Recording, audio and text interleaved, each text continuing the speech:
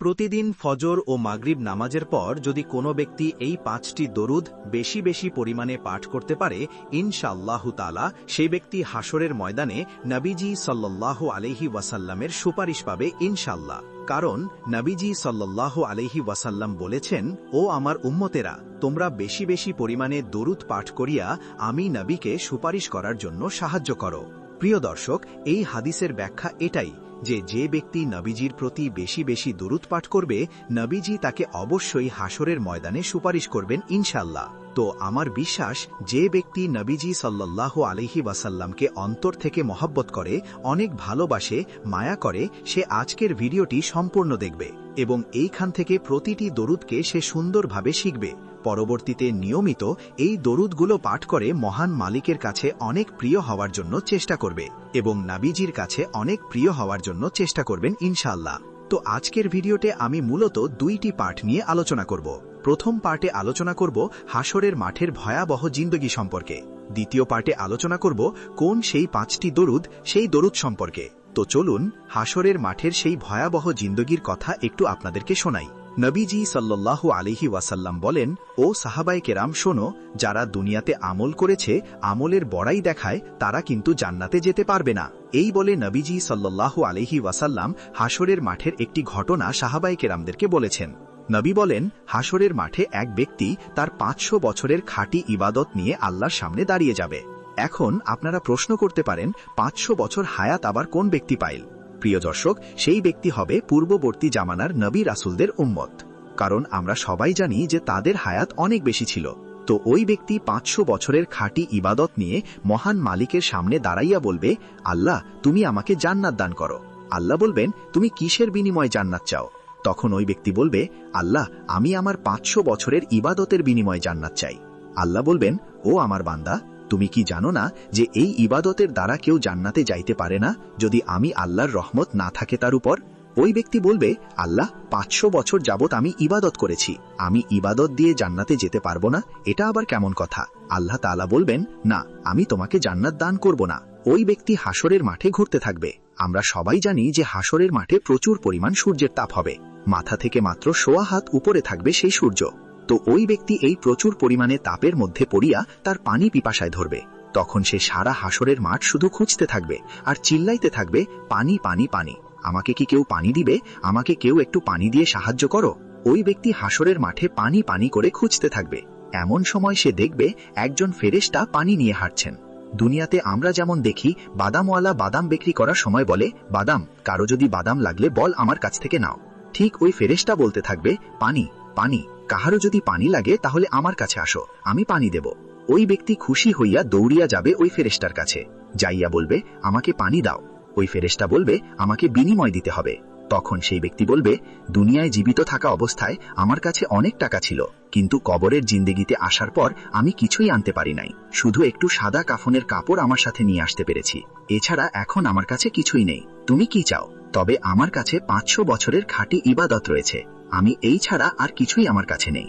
তখন ওই ফেরেশতা বলবে, ঠিক আছে, তোমার 500 বছরের খাঁটি ইবাদত আমাকে দিয়ে দাও, তাহলে আমি তোমাকে একটি গ্লাস পানি দেব।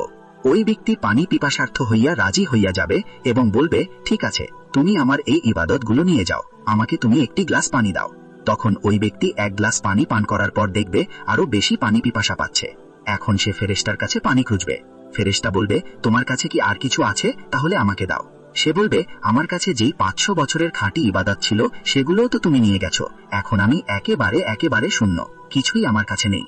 তখন সেই ফেরেশতা বলবে, আমিও তোমাকে পানি দিতে পারবো না।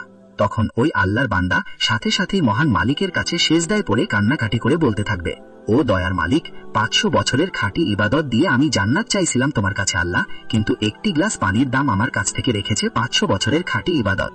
ও আল্লাহ, এই পানি দুনিয়ায় থাকতে কত কোটি কোটি ট্রিলিয়ন এই বালতি পানিও আমি অপচয় করেছি আল্লাহ। তুমি যদি সেই পানিগুলোর হিসাব নাও তাহলে আমার কোনো উপায়ই থাকবে না আল্লাহ। তুমি আমাকে আজকের থেকে আমাকে তুমি রক্ষা করো আল্লাহ। যদি আমাকে তুমি রক্ষা না করো তোমার রহমত দিয়ে, তাহলে আমাকে জাহান্নামে চলে যেতে হবে। আমার বুঝতে বাকি নেই যে ইবাদত দিয়ে কেউই জান্নাতে যেতে পারে না, শুধু তোমার রহমত ব্যতীত। তবে যখন কোনো ব্যক্তি ইবাদত করবে তখনই কিন্তু আল্লাহর রহমত তার উপর আসবে। গাঞ্জাখোর, বিভিন্ন নেশাখোর, এই সকল মানুষের উপর কিন্তু আল্লাহ তাআলার রহমত থাকে না। যারা নামাজ আদায় করে, নবীজির সুন্নাহ মোতাবেক চলাফেরা করে, তাদের উপরই আল্লাহ তাআলার রহমত থাকে। তো প্রিয় দর্শক, কি বুঝাইতে চাইলাম? সর্বোপরি কথা হলো, আমরা এমনভাবে আমল করব যে আমলগুলো আল্লাহ তাআলার সন্তুষ্টির জন্য হয়। নবীজি সাল্লাল্লাহু আলাইহি ওয়াসাল্লাম বলেন, হাসরের মাঠে মাথা থেকে মাত্র 1.5 হাত উপরে থাকবে সূর্য, আর এই দুনিয়াতে কত কোটি কোটি মাইল উপরে সূর্য।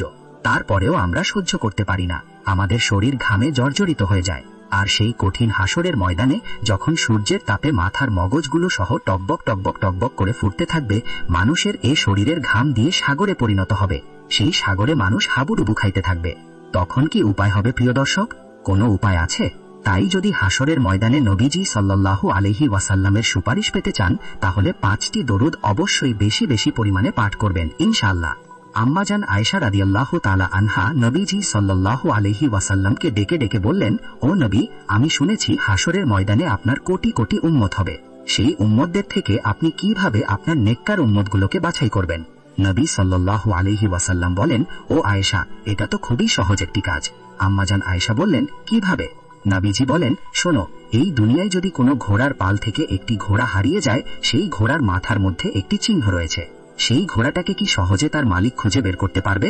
আম্মাজান আয়েশা রাদিয়াল্লাহু তাআলা আনহা বলেন, হ্যাঁ, সেই ঘোড়াটাকে সহজে তার মালিক খুঁজে বের করতে পারবে। নবীজি সাল্লাল্লাহু আলাইহি ওয়াসাল্লাম বলেন, ঠিক আমিও এমনি ভাবে আমার উম্মতগুলোকে বাছাই করব। আমার নেককার উম্মতগুলোর চেহারা থেকে এবং কপাল থেকে অজুর অঙ্গগুলো থেকে নূরের ফুলকি বের হবে। এই ঝলক দেখিয়া দেখিয়া আমি তাদেরকে হাতে ধরিয়া হাউজে কাউসারের পানি পান করাইয়া জান্নাতে নিয়ে যাইব। সুবহানাল্লাহ, আল্লাহু আকবার। তো প্রিয় দর্শক, বুঝতে পেরেছেন কত দামি হলো নবীজির প্রতি দরুদ পাঠ করা। তো আমরা ইনশাআল্লাহ সেই হাসরের ময়দানে নবীজির সুপারিশ পেতে হলে এই দরুদগুলো নিয়মিত পাঠ করব। তো চলুন একে একে প্রত্যেকটি দরুদের কথা আপনাদেরকে বলে দেই। 1 নাম্বার যে দরুদের কথা বলবো, সেই দরুদটি হলো সাল্লাল্লাহু আলাইহি ওয়াসাল্লাম বলা। নবী বলেন, যে ব্যক্তি একবার দরুদ পাঠ করে, আল্লাহ তাকে সাথে সাথে 3টি পুরস্কার দান করেন। সর্বপ্রথম নাম্বার পুরস্কার হলো আল্লাহ তার আমল নামা থেকে 10টি গুনাহকে সরিয়ে দেন। দ্বিতীয় নাম্বার পুরস্কার 10টি রহমত দান করেন। তৃতীয় নাম্বার পুরস্কার আল্লাহর আদালতে 10 ধাপ মর্যাদা আল্লাহ বাড়ায় দেন। সুবহানাল্লাহ, আল্লাহু আকবার। এবার একটু ভাবুন, যদি আপনি দৈনিক 1000 বার পড়েন সাল্লাল্লাহু আলাইহি ওয়াসাল্লাম, তাহলে রব্বুল আলামিন 100,000টি গুনাহ ক্ষমা করে দিবেন, 100,000টি রহমত দান করবেন। আল্লাহর আদালতে 100,000 ধাপ মর্যাদা আল্লাহ বাড়ায় দিবেন ইনশাআল্লাহ। তো প্রিয় দর্শক, কি বলবো, সাল্লাল্লাহু আলাইহি ওয়াসাল্লাম। যদি আমাদের আমল নামা থেকে আল্লাহ গুনাহগুলো ক্ষমা করে দেন, তাহলে কত উপকৃত হব আমরা। আহারে, জিন্দেগিতে তো আর গুনাহের কাজ কম করলাম না, প্রতিটি সেকেন্ড, প্রতিটি মুহূর্তে, প্রতিটি ক্ষণ ক্ষণ গুনাহের কাজ করেই চলছি। তেমতো অবস্থায় আমাদের কি করা উচিত প্রিয় দর্শক? বেশি বেশি দরুদ পাঠ করা উচিত। তাহলেই তো আল্লাহ আমাদের গুনাহগুলোকে ক্ষমা করে দিবেন ইনশাআল্লাহ। ইনশাআল্লাহ। দ্বিতীয় নাম্বার যে দরুদের কথা বলবো, সেই দরুদটি হলো যে কোনো শুক্রবার জুমার দিন আসরের নামাজের পর একটি দরুদ রয়েছে। এই দরুদ যদি পাঠ করতে পারেন মাত্র 80 বার, আল্লাহ রব্বুল আলামিন আপনার 80 বছরের গুনাহকে ক্ষমা করে দিবেন এবং 80 বছরের নেক আপনার আমল নামায় যোগ করে দিবেন। এটা কিন্তু আমার কথা না, নবীজির প্রিয় সাহাবী আবু হুরায়রা রাদিয়াল্লাহু তাআলা আনহুর, যেই সাহাবীকে নবীজি অনেক বেশি ভালোবাসতেন, সেই সাহাবী বলেন, ও দুনিয়ার মানুষ, শোনো, আমি নবীজি সাল্লাল্লাহু আলাইহি ওয়াসাল্লামের পবিত্র জবান মোবারক থেকে শুনেছি, যদি কোনো ব্যক্তি শুক্রবার জুমার দিন আসরের নামাজের পর যেই স্থানে বৈশা আসরের নামাজটা আদায় করেছে, ওই স্থানে বৈশাই যদি এই দরুদটা মাত্র 80 বার পাঠ করতে পারে, তাহলে রব্বুল আলামিন তার 80 বছরের গুনাহকে ক্ষমা করে দিবেন এবং 80 বছরের নেক তার আমল নামায় যোগ করে দিবেন। প্রিয় দর্শক, জানতে ইচ্ছে করে কোন সেই দরুদ? চলুন সেই দামি দরুদটি একটু জেনে নেই।